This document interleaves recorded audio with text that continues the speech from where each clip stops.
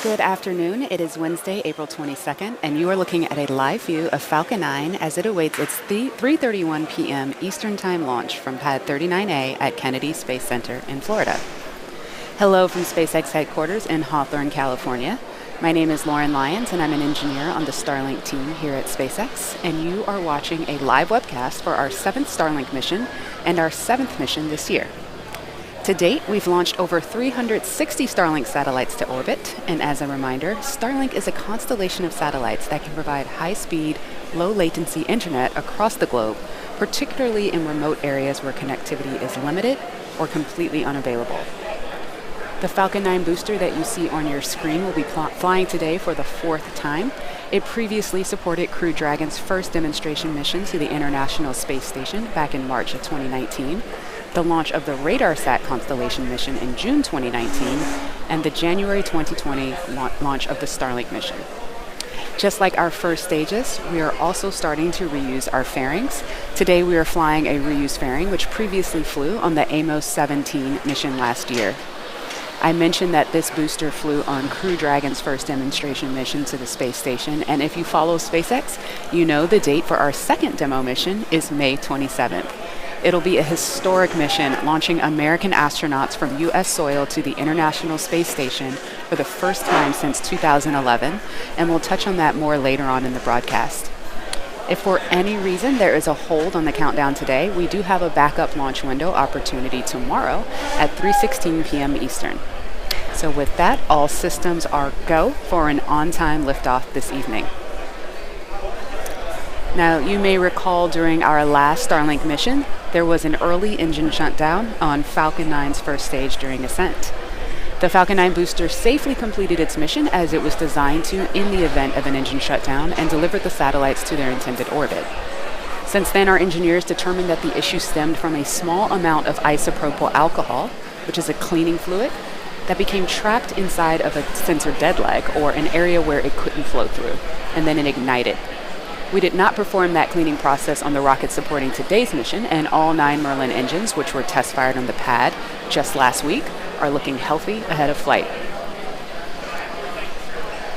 Prior to today's launch, the vehicle was housed in our hangar at Launch Complex 39A until about 24 hours ago, when the rocket, along with the Starlink payload, was rolled out to the pad and raised vertical. The bottom 2/3 of the vehicle that you can see there, that is the first stage. You can actually see the soot markings left over from its last flight. The first stage is what accelerates the vehicle through the Earth's atmosphere to the edge of space, with the help of 9 Merlin engines at the base of the rocket. Today we'll be attempting to recover the first stage for the 4th time on our drone ship, Of Course I Still Love You, which you can see there. And it's currently stationed about 350 nautical miles northeast off the Cape. Above the first stage is the second stage, which has a single Merlin vacuum or MVAC engine, which ignites after the first stage separates. The second stage is what will carry the Starlink satellites into an elliptical orbit above the Earth's surface. From there, they'll use their propulsion systems to move up to their operational altitude of 550 kilometers. Falcon 9 began loading propellants at T-minus 35 minutes. And as a reminder, we use a rocket-grade kerosene, or RP1, as our fuel, and super chilled liquid oxygen, or LOX, as our oxidizer to power the Falcon 9. Currently, RP1 and LOX are nearly fully loaded on both stages, and LOX will continue to be topped off right up until the last minute of the countdown. The stack of 60 Starlink satellites is safely enclosed inside of the 17-foot diameter payload fairing, which you can see there, that pointed cone at the very top of the rocket. This protects the satellites from aerothermal heating, aerodynamic loads, and contamination during ascent. Once we reach the vacuum of space, we will jettison the fairing as the second stage continues on its journey to orbit. We won't be attempting to catch the fairing halves in our nets today, as our boat and fairing software are undergoing upgrades, but weather permitting, we will try to recover them from the water using our recovery ships Miss Tree and Miss Chief. And there's a live view from one of those ships. So as you can see, the water is looking a little rough, so stay tuned. Now, if you've been tracking the lead up to today's launch, you know that the weather has been a watch item for the last several days, with tornado warnings moving through the area. Our rocket and payload, however, were in the hangar as the storm passed, so we didn't see any adverse impacts as a result of that weather. And today, it's looking like a beautiful day for a launch. So with that, the vehicles, satellites, weather, and range are all looking good for an on-time liftoff just a few minutes from now.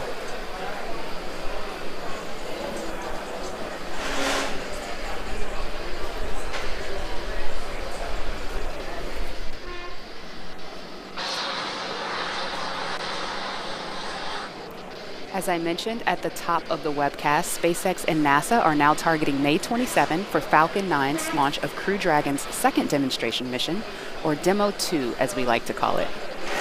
This will be the first time that a commercially built spacecraft will launch people to the space station, and the first time in nearly 10 years that the U.S. has launched astronauts into space from U.S. soil.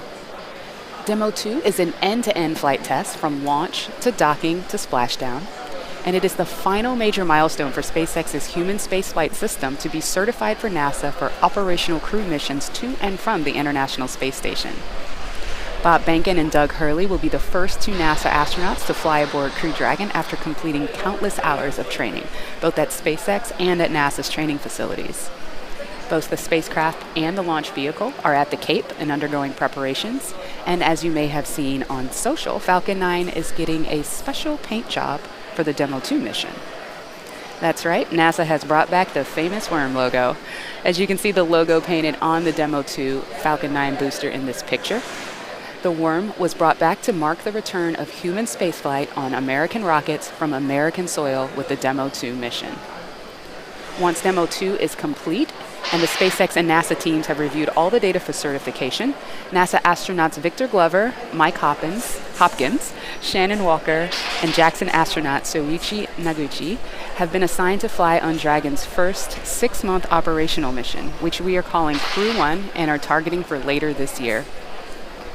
So we are currently just over 4 minutes away from liftoff, and Falcon 9 is moving into the final stages of the countdown. The first and second stages are nearly fully loaded with 1 million pounds of kerosene fuel and liquid oxygen.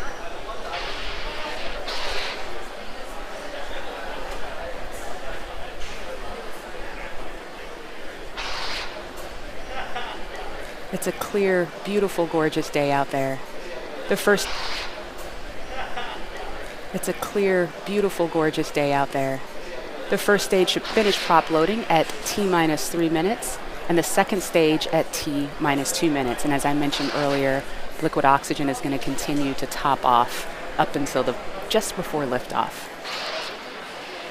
At T-minus 60 seconds, be sure to listen for the call out that Falcon 9 is in startup. That means that the rocket's autonomous internal flight computers have taken over the launch countdown. The Starlink payload continues to be healthy. The Falcon 9 team is tracking no issues on the rocket. Weather is looking really good, and the range is green for launch. So with all that, let's just sit back and listen in to the last few minutes of the countdown.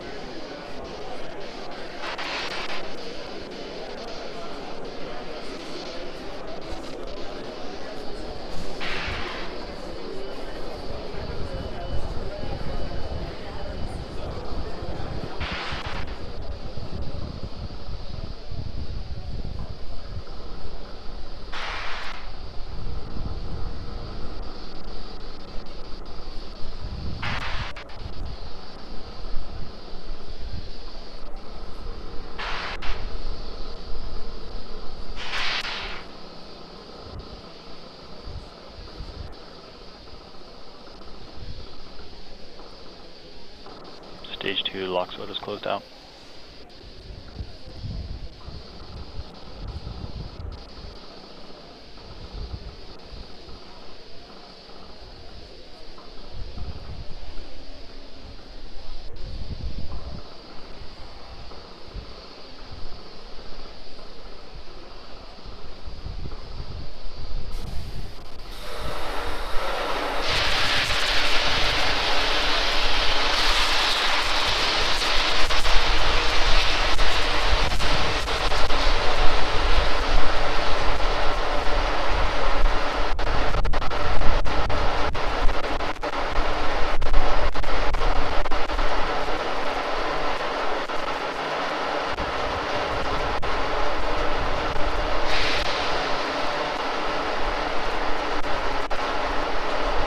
Falcon 9 is in startup.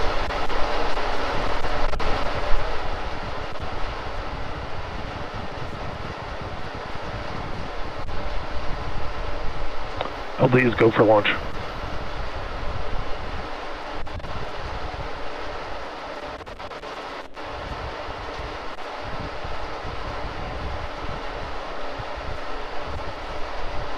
T-minus 30 seconds.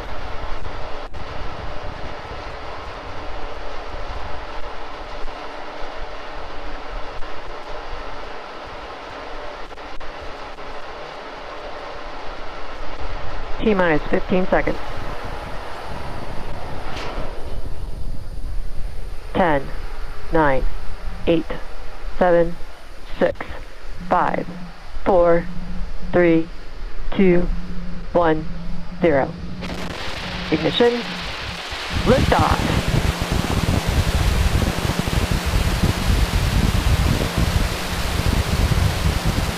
Falcon 9 switching down range. Stage 1 propulsion is nominal.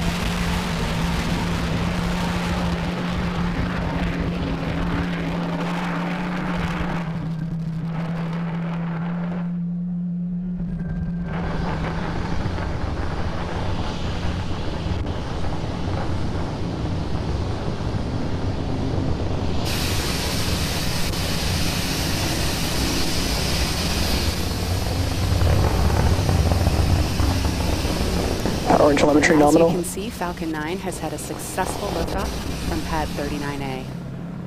Moments ago, we throttled the engines down and we'll throttle back up just in a second for preparation for Max Q. Max Q stands for maximum aerodynamic pressure, which are the highest stresses that the vehicle will see during ascent.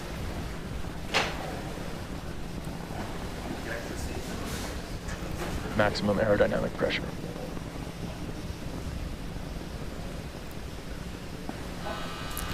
Now coming up in about a minute, we will have 3 events happening back to back. First is main engine cutoff, or MECO. This is where all 9 M1D engines will shut off to slow the vehicle down in preparation for the second event, which is stage separation.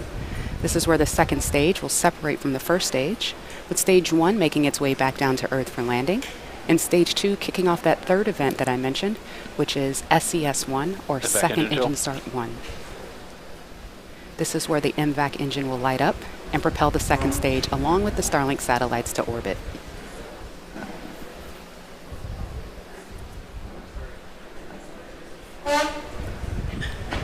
Expecting MECO to occur in about 30 seconds.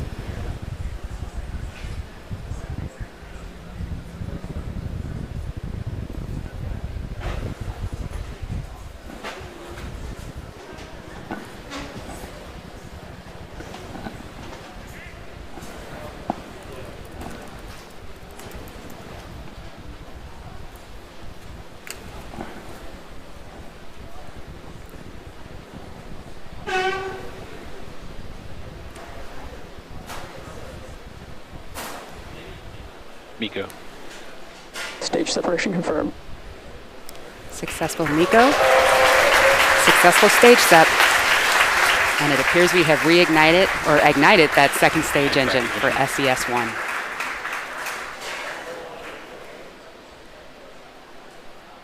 Now we're just a few seconds from fairing deploy. Again, this fairing has flown before on a previous mission.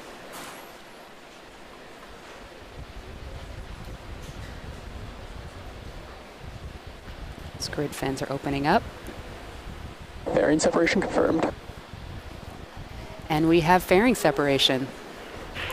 We have successfully reused this fairing. Now those halves are making their way back down to the sea, where hopefully we can scoop them up.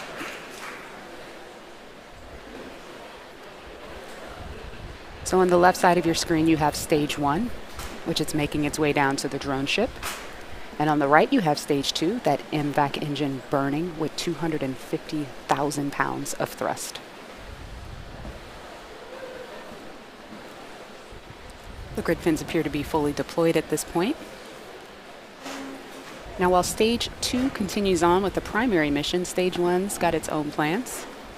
It's going to execute 2 burns prior to landing. The first is the entry burn. That's where we will reignite 3 of the M1D engines, which will help slow the stage down as it re-enters the upper part of the Earth's atmosphere.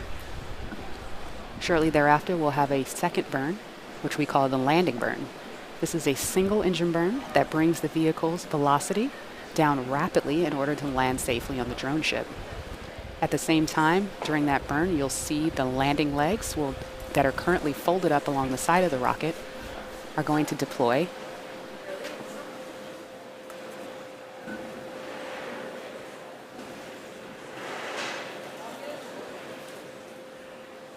MVAC is looking good right now.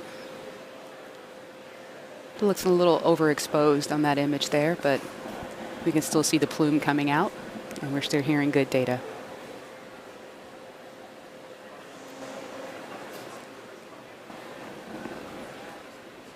So while we're 2 minutes away from entry burn, just a note on these Starlink satellites, these 60 will be joining the constellation that's already on orbit. As we mentioned, we've launched more than 360 satellites.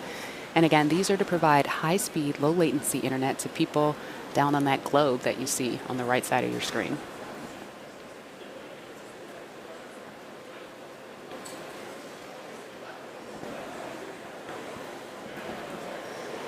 The MVAC engine on stage 2 is at full power and on a nominal trajectory.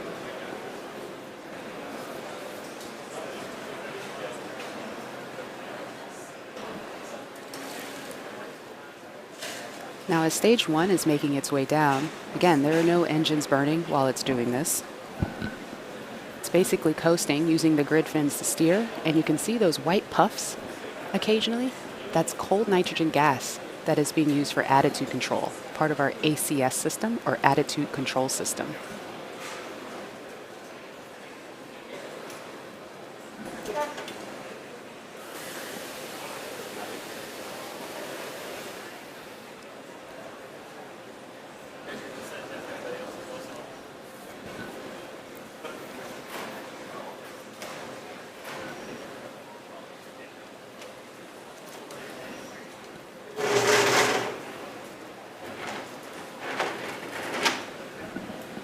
Okay, that entry burn should be coming up here in about 15 seconds. Meanwhile, stage 2 continues on as planned.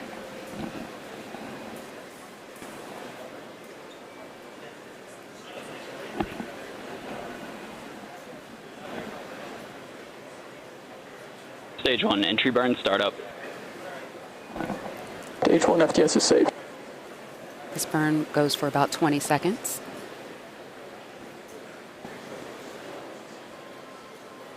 Four engines burning at once right Stage now. 2 continues to follow a nominal trajectory. Stage 1, entry burn, shutdown. All right, successful shutdown of that entry burn. Meanwhile, stage 2 is looking great.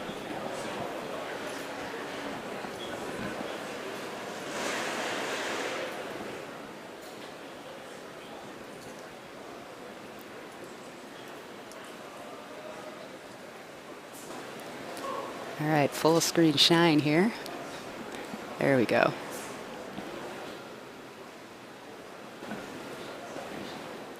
Now this burn on stage 2 is going to continue up until you hear the call out of SECO 1, or second engine cutoff 1. You're going to hear that pretty quickly after landing. Stage 1, entry transonic.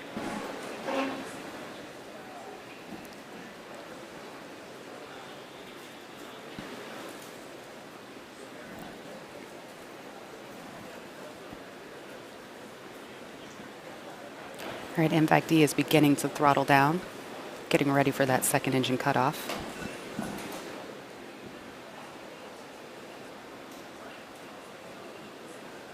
Stage 1, landing burn, startup. Entering terminal guidance.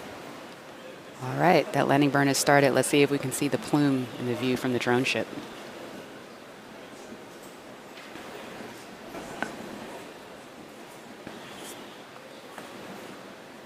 Stage 1, landing leg, deploy. Stage 2 FTS is safe. There it is. Let's see. We have cheers. We have a rocket. Awesome. This is the 4th landing for this booster. And as you can hear, everybody here is super stoked to see it there. It's great. It's a gorgeous day. Gorgeous rocket. All right. And we have second engine cutoff on stage 2. And we are in a good orbit as well. Nominal orbital insertion. All right, so now stage 2 is going to coast in this orbit for a few minutes, and during this time, the stage will actually start to spin around its central axis, which gives the Starlink satellites the momentum that they need in order to space themselves out over time after they deploy. We're going to take a quick break and come back here at T plus 14 minutes.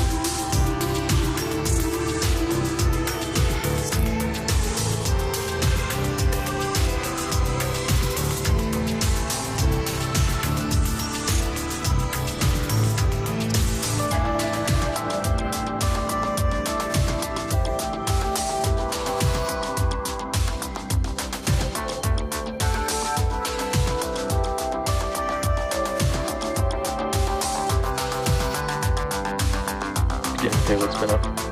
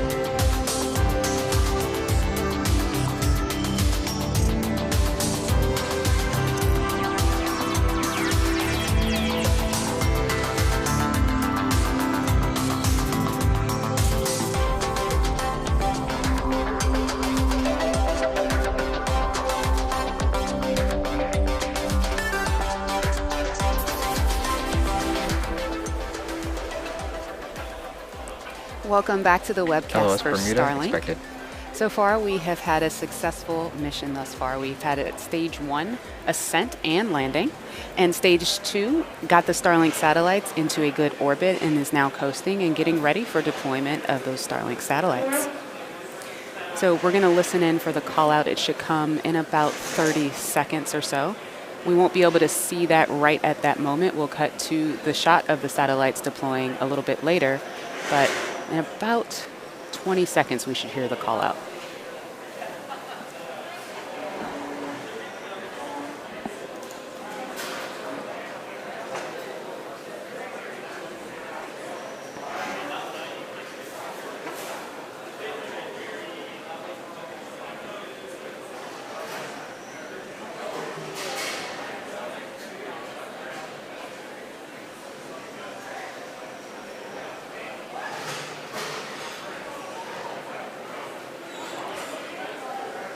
Payload deploy confirmed. Okay, we just heard the call out for payload deploy. Now, as the satellites begin to separate over time, they're going to open up their solar array, and over the next, oh, there they go. All right, that's those 60 Starlink satellites. Look at that cool glow around them. Wow. Now, shortly after, as I was saying, after just coming up in the next, few hours or so, we're going to see the solar arrays deploy. And over the next days and weeks, the satellites will begin to distance themselves away from one another and use their onboard ion thrusters to make their way to their operational orbit of 550 kilometers. Sorry, that image just is always so beautiful and catches me each time. Now, with that, it brings our webcast to a close. We'd like to thank the 45th Space Wing for providing range safety today and the FAA for licensing today's launch. You can follow our website and social media platforms for updates on our next missions and milestones. So until next time, be well, and we'll see you next launch.